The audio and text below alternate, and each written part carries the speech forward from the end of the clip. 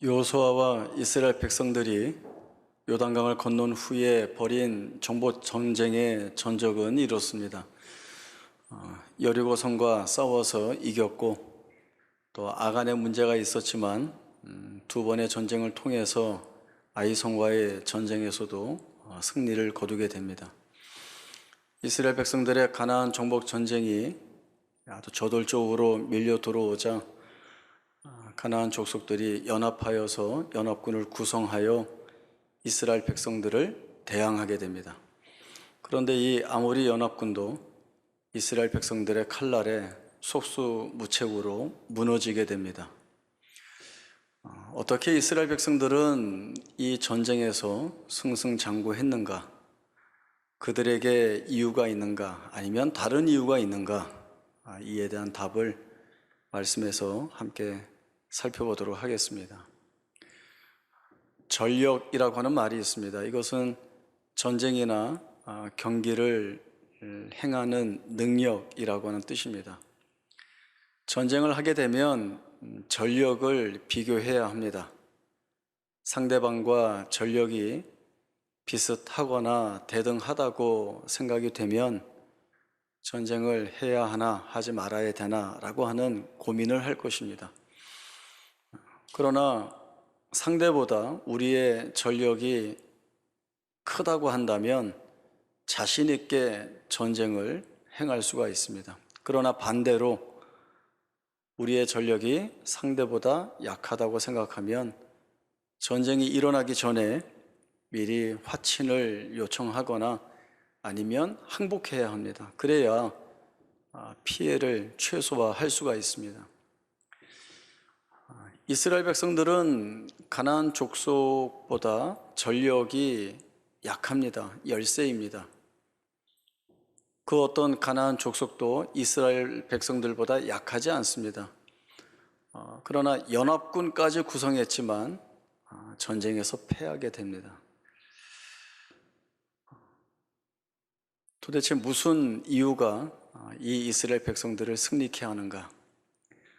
하나님은 모든 전쟁 때마다 이스라엘 백성들에게 동일하게 주시는 말씀이 있었습니다. 아무리 적들의 수요가 많다 할지라도 너희는 두려워하거나 무서워하지 말라. 내가 너희와 함께 한다 라고 하는 말씀이었습니다. 이스라엘 백성들은 하나님이 함께 한다 라고 하는 이 말씀이 갖는 의미가 무엇인지를 알아야 합니다. 그리고 이 말씀이 뜻하는 바를 알아야 그들이 벌이고 있는 가나안 정복 전쟁에도 자신 있게 참전할 수 있고, 이후에 가나안 땅에서 살아가면서 하나님이 이끌어 가시는 그 방향과 목적이 무엇인지를 알게 되어서 순종해 나갈 수가 있습니다. 결은 다르지만 신명기 17장에 보면 앞으로 세워지는 이스라엘의 왕은 이러한 왕이어야 된다라고 하는 말씀을 하나님이 미리 주셨습니다. 이스라엘의 왕은 병마를 많이 두지 말아야 하며 아내를 많이 두지 말아야 하며 또 자기를 위하여 은금을 많이 쌓지 않아야 된다. 그가 평생에 해야 할 것은 율법의 말씀을 가까이 곁에 두고 하나님을 경외하며 그 말씀에 순종하며 살아야 된다라고 하는 것입니다.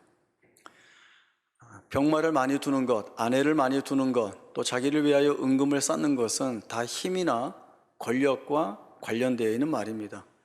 보통 왕들은 자기가 힘이 있어야 나라를 지키고 백성들을 지킬 수 있다라고 생각이 되어집니다. 내가 힘이 있어야 전쟁에서 이길 수 있고, 내가 힘이 있어야 나 스스로를 보호할 수 있고 백성도 지킬 수 있다라고 하는 말입니다. 여느 나라에서는 이 같은 내용이 어느 정도 통할 수 있지만 이스라엘에게는 다릅니다. 왜냐하면 이스라엘의 실제적이고 진정한 왕은 하나님이시기 때문에 그렇습니다.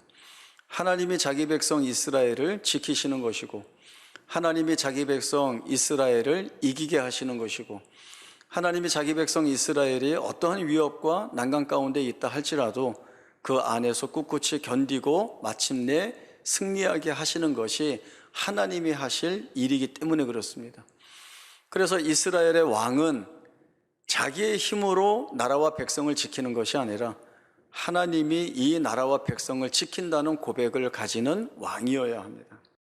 전쟁에 나가는 이스라엘 백성들은 이 사실을 먼저 알아야 합니다. 우리의 군사력이 얼마나 되는가, 이 전쟁에서 이길 승산이 얼마만큼인가에 몰두하기보다는 하나님이 우리와 함께 하신다는 것, 하나님이 이 전쟁에 개입하심으로 인하여서 우리의 편을 들고 계시다라고 하는 이 사실이 그들의 두려움을 몰아내고 그들이 승리에 대하여 갖는 그 열망에 대한 답인 것을 본인 스스로가 삼아야 하는 것입니다. 지난 말씀에서도 저희가 함께 살폈듯이 아무리 연합군이 결성되었지만 그들은 이스라엘 백성들의 상대가 되지 못했습니다. 왜냐하면 전쟁 전에 이미 하나님께서 이스라엘 백성들이 승리할 것이라는 사실을 말씀해 주셨고, 그 승리할 수 있는 이유가 하나님이 이 전쟁에 개입하시기 때문이다라고 하는 것입니다. 그리고 하나님이 전쟁에 개입하시는 증거는 이스라엘의 칼날에 죽은 자보다 우박에 맞아 죽은 자가 더 많았다는 것과, 그리고 여호수아가 담대하게 선포한 해와 달이 머무르라라고 하는 그 선포에 하나님이 응답하셨다는 것입니다. 이러한 일은 전에도 없었고 후에도 없었다라고 하는 것이 성경의 강력한 증거입니다. 이스라엘 백성들은 하나님이 함께 하신다라고 하는 것이 무엇인지를 알아야 합니다. 하나님이 함께 하신다라고 하는 것은 사실 이스라엘 백성들이 어느 때에나 듣는 하나님의 말씀입니다. 이 말씀이 품고 있는 그 강력한 의미, 풍성한 뜻이 무엇인지를 알아야 그들이 하나님의 백성으로서 살아나가는 모든 시간과 정황 속에서, 사건 속에서, 그리고 그들이 맞물려 있는 모든 조건과 한계 속에서 하나님만을 온전히 붙들고 나아갈 수 있는 담대함을 얻기 때문에 그렇습니다. 내가 너희와 함께하니 두려워하지 말라라고 하는 말씀을 들었을 때에 담대하게 두려워하지 않고 나가면 그보다 더 좋은 것은 없습니다. 그러나 우리가 성경을 읽어보면 모두가 모세 같지 않습니다. 모두가 여호수아일 수 없습니다. 약속의 말씀은 받았지만 전쟁을 앞두고 있는 실제적인 현실 앞에서 두려워할 수 있고 무서워할 수 있습니다. 하나님도 이 사실을 알기 때문에 연약할 수 있고 용기 낼 수 없는 이스라엘 백성들을 찾아오셔서 매번 이 약속의 말씀을 주시는 겁니다.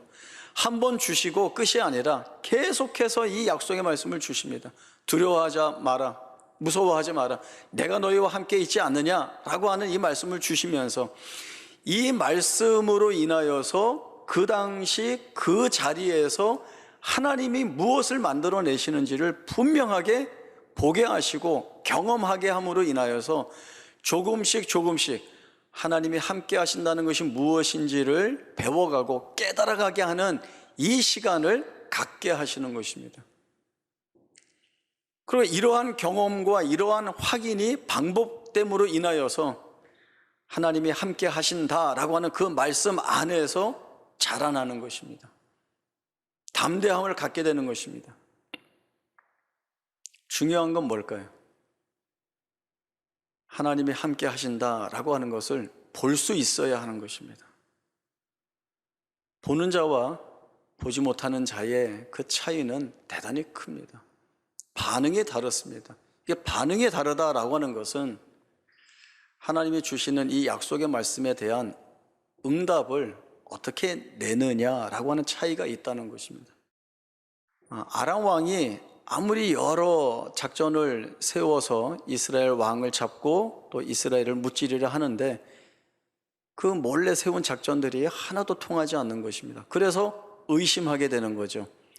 우리가 세운 이 모든 일을 이스라엘 왕과 내통하는 자가 다 알려주는 게 아닌가라고 하는 그런 의심을 하면서 불안해합니다. 그때 한 신복이 이야기를 하죠. 이스라엘에 엘리사라는 선지자가 있는데 왕이 침실에서 하는 이야기, 아무리 은밀한 일을 말한다 할지라도 그 모든 것을 이 엘리사가 이스라엘 왕에게 다 고합니다. 엘리사를 잡아야 되겠다라고 생각해서 많은 군사들을 보내어서 도단성을 에워쌌습니다. 엘리사의 사원이 아침에 일찍 일어나서 보니까 아람 군대가 와서 성읍을 다 둘러싼 겁니다. 그가 본 곳은 아람 군대에 둘러싸인 성읍입니다. 이제 큰일 난 겁니다. 자기들이 할 수 있는 것이 없습니다. 이제 벌어질 일들은 불길하고 불행한 일일 수밖에 없다라고 하는 생각을 하게 됩니다. 그러니 탄식이 쏟아져 나오죠. 엘리사에게 내 주여 이제 어떻게 합니까? 라고 하는 절망 섞인 비명밖에는 그가 할 수 있는 것이 아무것도 없었습니다. 그러나 이 엘리사의 사환이 있었는데 보지 못한 것이 있었습니다. 엘리사가 하나님께 기도하여 그의 눈을 여니까 그가 이제 비로소 보게 되죠. 뭘 봅니까? 엘리사를 둘러싼 불말과 불병거가 있다라고 하는 것입니다. 저들보다 우리와 함께 한 자가 더 많다라고 하는 사실을 보게 된 것입니다.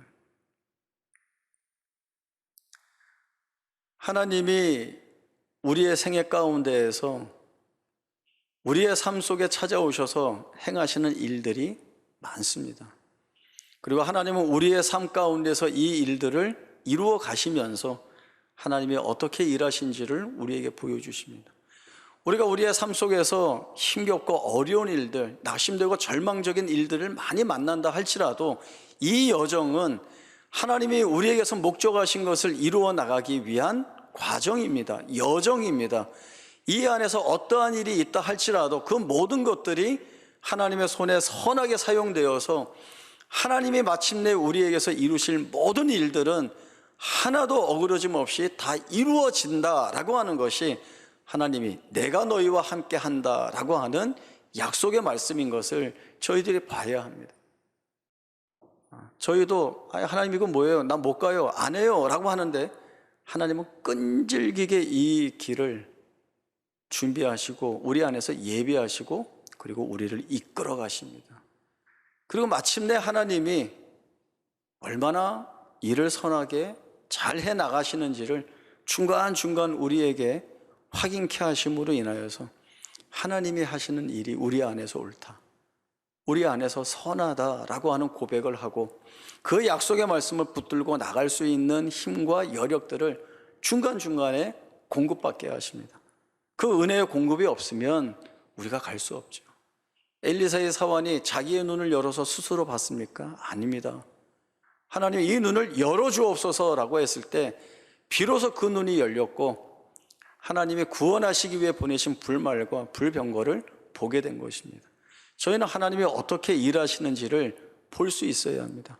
보기 위해서 기도해야 되고 주의 은혜를 구해야 합니다. 열왕기하 6장 이후에 또 여러 사건들이 등장을 합니다. 아람 왕 베나닷이 다시 쳐들어옵니다. 이번엔 사마리아 성을 포위합니다.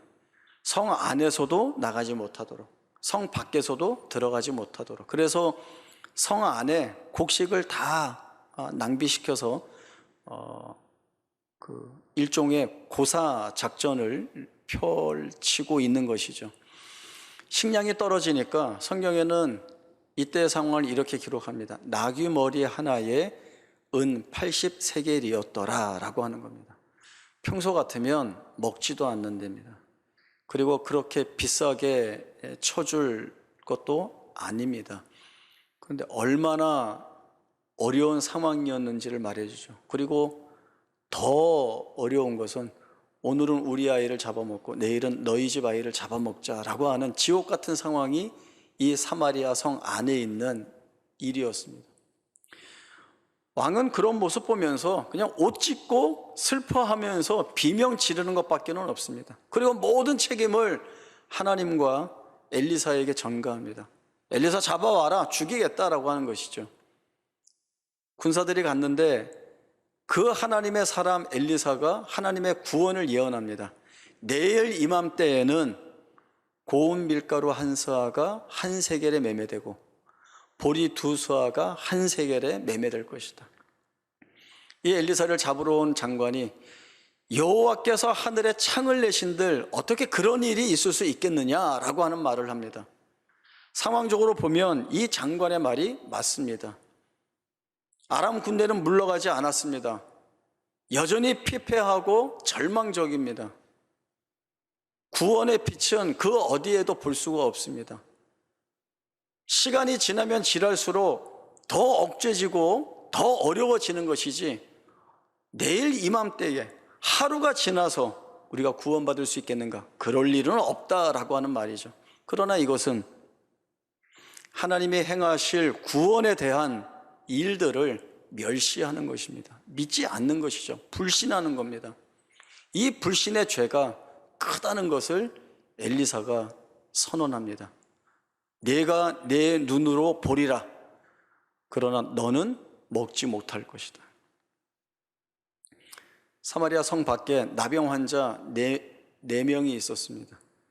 그들이 이제 먹을 것이 없어서 굶어 죽게 생겼으니까 이런 생각을 하죠. 차라리 아람 군대에 가서 항복하고 먹을 걸 얻어먹자.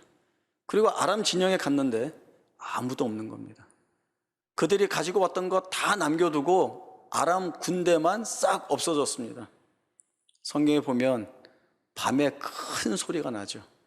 이 소리를 아람 군대가 이스라엘 백성들이 헷 족속의 군사와 애굽 군사와 힘을 합쳐서 우리를 치러 오는구나 라고 생각하여 다 놓고 도망간 겁니다. 이스라엘 백성들이 쫓아내지 않았습니다. 그들이 공격하지 않았습니다. 하나님이 행하신 일입니다. 이 소식을 성 안에 전했더니 백성들이 다 나와서 그 아람 군대가 다 놓고 간 것들을 다 탈취해서 가져가게 됩니다. 그러자 나귀머리 하나에 은 80세겔에 매매되는 그 지옥 같은 고통스러운 그 환경이 하루가 지나서 엘리사 선지자가 예언한 대로 고운 밀가루 한 서아가 한 세겔에 매매되었고 보리 두 서아가 한 세겔에 매매되었습니다. 그리고 여호와께서 창을 내신들 이 같은 일이 벌어지겠느냐라고 한 그 장관은 백성들의 발에 밟혀서 성문 앞에서 죽습니다. 내가 볼 것이지만 너는 먹지 못하리라 라고 한 말씀이 그대로 응해졌습니다. 이러한 일들이 무엇을 말씀하는 것이겠습니까? 하나님이 함께 하시면서 이루어내는 역사가 하나님이 원하시는 대로 가고 있다라고 하는 분명한 내용들을 보여주고 있는 것입니다. 이스라엘 백성들의 운명과 역사는 그들의 손에 있지 않습니다. 우리의 운명은 우리 스스로 개척한다. 내 삶은 내가 책임진다. 말은 멋있지만 이스라엘에게는 아닙니다. 이스라엘의 모든 역사, 세밀한 역사, 그들의 운명 다 하나님의 손에 있습니다. 그 하나님이 임마누엘의 하나님으로서 함께 하시고 에베네셀의 하나님으로서 그들을 다 인도하시고 이끌어내시는 것입니다. 열왕기상 18장에 보면 갈멜산에 대한 말씀이 나오죠. 저희가 잘 알고 있는 말씀입니다. 엘리야 선지자가 바알 아세라 선지자와 싸워서 이겼습니다. 이제 이겼기 때문에 하나님이 살아계신 참 신이신 것이 증명이 되어서 우상을 섬기던 이스라엘 백성들이 우상을 버리고 다 하나님 앞에 나와서 하나님을 잘 경외하고 섬길 것이라 생각을 했습니다. 그리고 아합과 이세벨이 무너질 것이라고 생각을 했죠. 그러나 이세벨이 더 기세등등하여서 엘리야 너 내일 죽인다 놀래서 도망갑니다. 도망가면서 이 엘리야가 했던 기도가 하나님 왜 아무 일도 안 하십니까? 왜 아무것도 안 하십니까? 이거 다 하나님 책임 아닙니까? 저도 못합니다. 차라리 죽여주옵소서 라고 하는 것이 이 엘리야의 기도였습니다. 그때 하나님이 뭐라고 자기의 종에게 말씀하시는가 하면 너는 다메섹에 가서 하사엘에게 기름을 부어 아람의 왕이 되게 하라.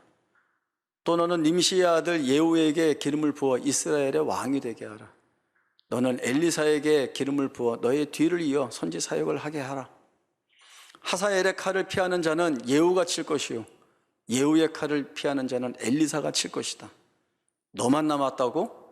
바알에게 무릎 꿇지 아니한 7,000명을 내가 남기리라 라고 하는 말씀을 주셨습니다. 이 말씀이 무엇을 말씀하시는 것입니까?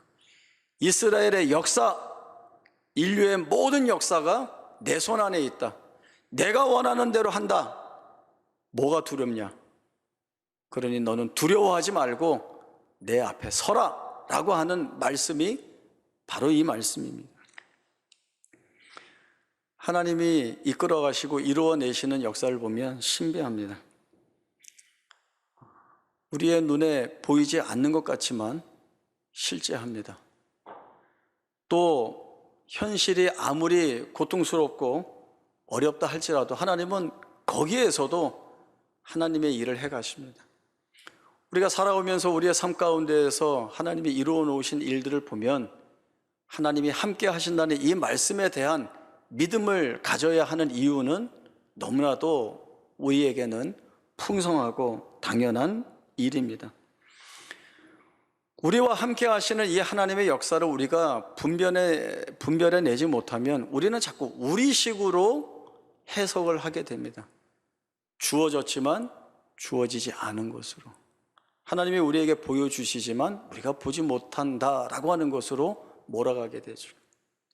하나님이 우리를 단련시키시고 또 그 고난 속에서 더욱 큰 감사와 찬송의 고백을 할 수 있는 인생으로 만들어내시는 이 일들을 우리가 바로 보지 못하면 그저 힘든 인생으로 살아가는 그 푸념과 비탄과 비명밖에는 쏟아낼 것이 없게 되는 것입니다. 엘리사의 사환이 눈에 보이는 것은 둘러싸여 있는 것이었지만 그러나 다시금 보게 된 것은 하나님께서 구원하시기 위한 불말과 불병거였습니다. 저희 아이들이 맛없을 것 같아 안 먹어 라고 했던 것을 이제는 나이가 들어서도 엄마가 너네 먹고 싶은 거 있어? 뭐 해줄까? 라고 하면 엄마 유부초밥 해줘요 라고 얘기할 정도가 되었습니다. 알아가야 되죠. 맛보아야 되죠. 깨달아야 하는 것입니다. 하나님은 이 경험을 우리 안에 반복하여 채워주시고 있습니다. 지금도 이 하나님의 역사는 하늘에서 만나와 같이 쏟아지고 있습니다. 우리가 받아야 합니다. 그리고 그 받게 하시는 은혜를 우리가 구해야 합니다. 그리고 더 이상은 우리가 우리의 눈으로 보는 것에 사로잡히지 않고 하나님이 이루어내시고 하나님이 세우실 일들을 더욱 크게 볼 수 있게 하여 주심으로 인하여서 우리가 더 이상은 두려움에 묶인 자들이 아니라 오히려 하나님 앞에 나아가서 감사의 고백을 가지고 찬송의 고백을 가지고 사는 자 되게 하시는 것입니다. 오늘 시편 23편 찬양해 주셨죠. 사망의 음침한 골짜기가 우리에게서 면제되는 것이 아닙니다. 하나님, 사망의 골짜기 없애주세요. 아니요, 사망의 골짜기를 주십니다. 왜요? 주셔야 주의 막대기와 지팡이가 나와 함께 함으로 인하여서 이 해를 내가 두려워하지 않는다는 고백을 할 수 있는 걸 배우기 때문에 그렇습니다. 내가 사망의 음침한 골짜기를 다닐지라도 해를 두려워하지 않을 것은 주의 지팡이와 막대기가 나와 함께 하시기 때문이다. 그래서 내가 영원히 주의 집에 거하기를 소원합니다 라고 하는 그 고백을 할 수 있는 놀라운 자리에 설 수 있게 되는 것입니다. 한번 믿음의 고백을 했다고 해서 평생 가지 않습니다. 저나 여러분이나 우리가 경험했듯이 한 걸음 걷다 쓰러지고 또 절망하고 다시 힘내어 가다가 또 쓰러지고 하죠. 그러니 어떻게 가야 될까요? 같이 가야죠. 같이 울고 같이 기도하고 서로 격려하면서 하나님이 함께 하신다는 이 믿음의 길을 우리가 같이 위로하고 격려하면서 가야 합니다. 그래서 우리의 삶에서 함께 믿음을 고백하는 신앙 공동체의 삶에서 이것을 확인함으로 인하여서 하나님이 우리를 얼마나 복되게 하시는가를 보게 하십니다.